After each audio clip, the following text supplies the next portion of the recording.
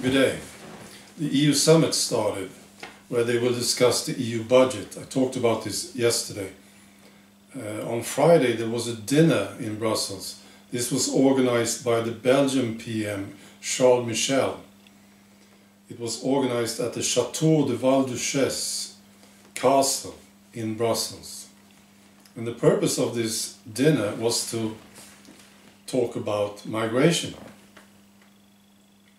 And Charles Michel, he said, I want to be a bridge builder at the center of the EU. Yeah.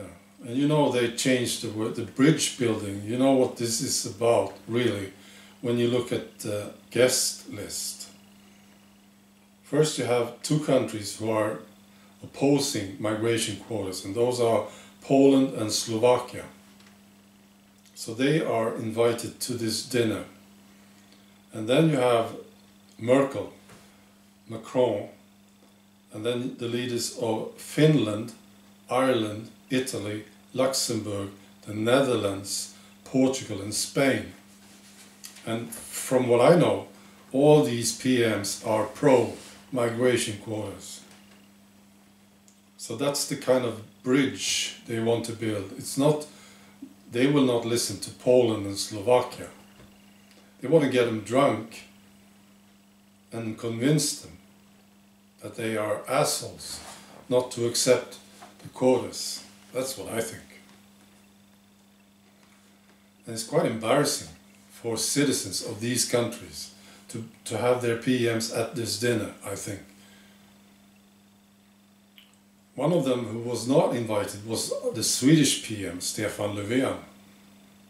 And he was asked about this, and he said, this does not mean that Sweden has entered the EU B team. Absolutely not, he said. Of course Sweden is in the B team. We are paying a lot of money, but we are still in the B team. We didn't accept the euro, right? And we don't want the EU budget to grow. No, I mean the government, Swedish government doesn't want it. So we are in the B team. And you know, Sweden is second to Germany in paying money to the EU project. If you count it, you know, per citizen, we are Sweden here. Yeah. And Stefan Löfven, he said something interesting. With the exception of the Netherlands, these countries who are invited to the dinner are all in favor of a growing EU budget. And he believes that this may be the reason why Sweden was not invited. It's possible, and it's even more embarrassing for these countries who were invited to the dinner, I think.